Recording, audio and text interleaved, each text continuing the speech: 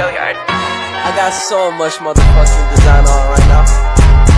Break it down, bring it back, make it clap. I got 3 old thoughts, new guap, wear that thing. Bitches on my line, and you know they come strapped. Hold up, what it not, 45, scope it cash like whoa. How you fucking with these hoes up?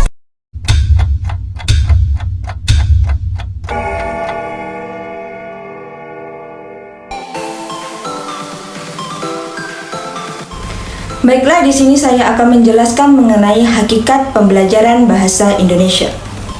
Hakikat pembelajaran bahasa Indonesia. Pembelajaran adalah proses belajar yang di dalamnya terdapat interaksi antara guru dan juga peserta didik. Pembelajaran bahasa Indonesia ini lebih menekankan pembelajaran untuk penggunaan bahasa.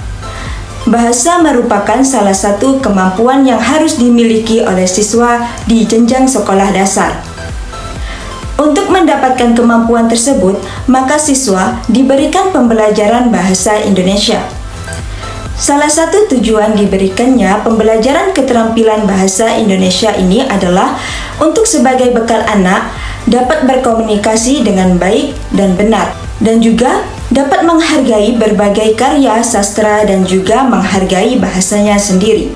Tujuan pembelajaran bahasa Indonesia di sekolah untuk mengembangkan keterampilan berbahasa siswa secara lisan maupun tertulis.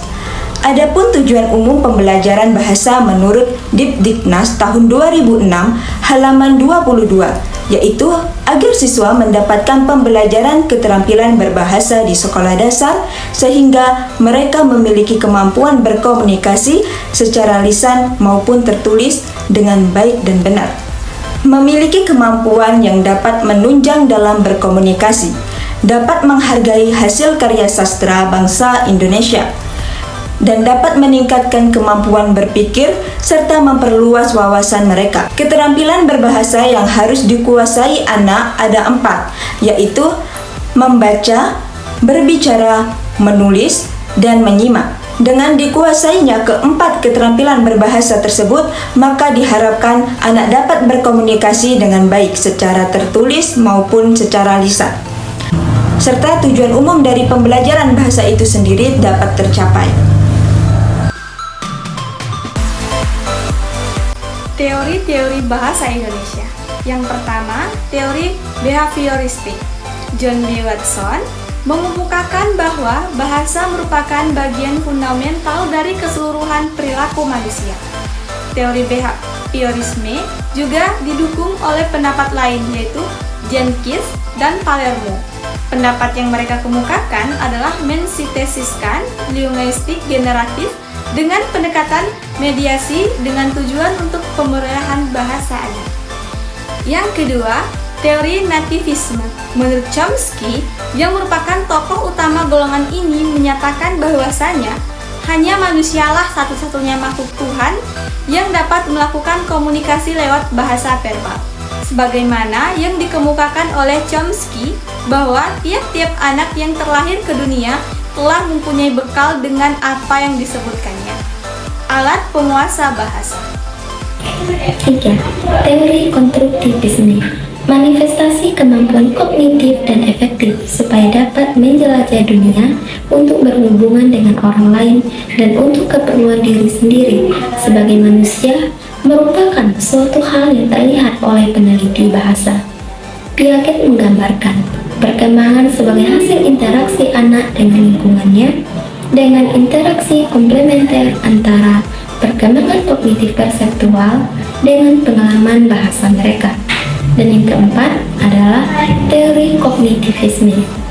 Belajar semantik atau makna bergantung pada perkembangan kognitif. Urutan perkembangan itu ditentukan oleh kompleksitas semantik daripada kompleksitas struktural. Slobin 1971.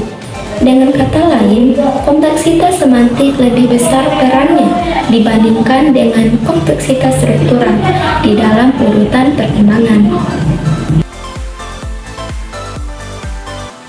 Nah, pada kali ini kita akan membahas tentang prinsip pembelajaran bahasa Indonesia, di mana prinsip pembelajaran bahasa Indonesia itu ada 4. Yang pertama yaitu yang prinsip kontekstual, yang kedua prinsip integratif, yang ketiga prinsip fungsional, dan yang terakhir prinsip apresiatif.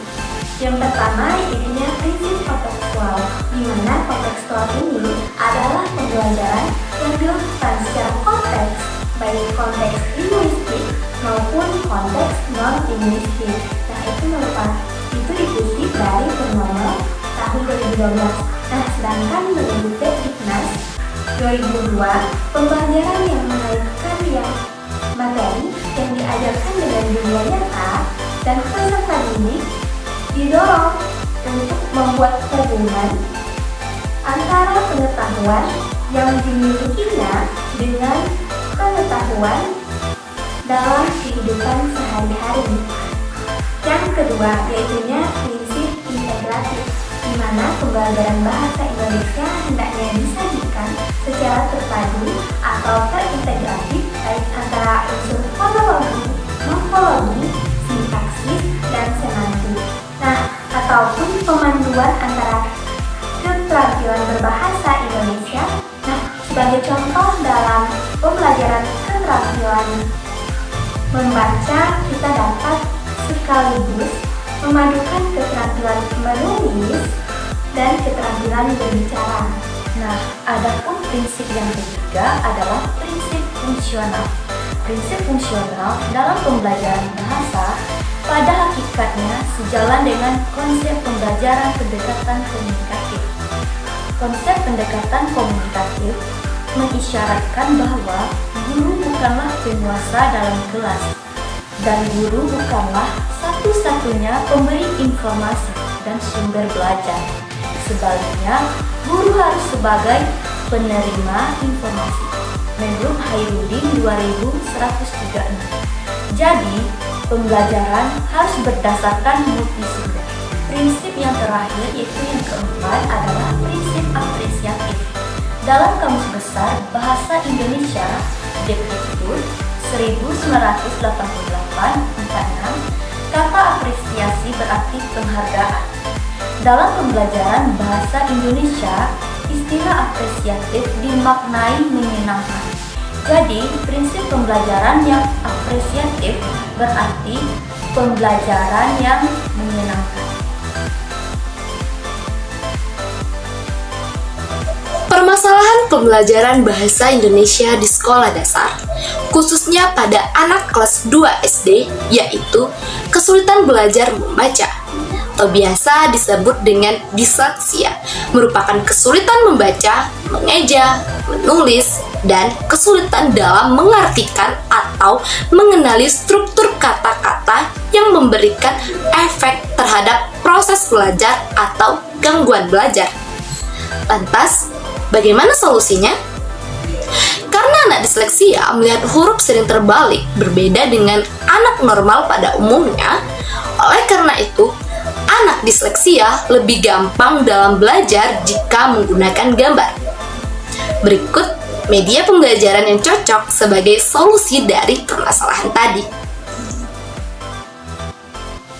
Nah, adik-adik, coba perhatikan gambar di samping ini. Ada yang tahu gambar apakah ini? Iya, benar sekali. Ini adalah gambar buku. Pada hari ini, kita akan belajar membaca menggunakan gambar yang ada di samping ini. Nah, buku ini terdiri dari 4 huruf, yaitu ada huruf B, U, K, U. Apa adik-adik? Mari kita ulangi sekali lagi ya. B, U, K, U. Nah, sekarang kita akan belajar mengejanya. B, U, bu, bu.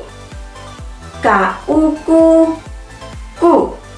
Menjadi kata buku. Nah, gimana? Adik-adik sudah paham semua bukan? Ya, baiklah. Sekian media pembelajaran dari kami. Semoga bisa bermanfaat untuk kita semua.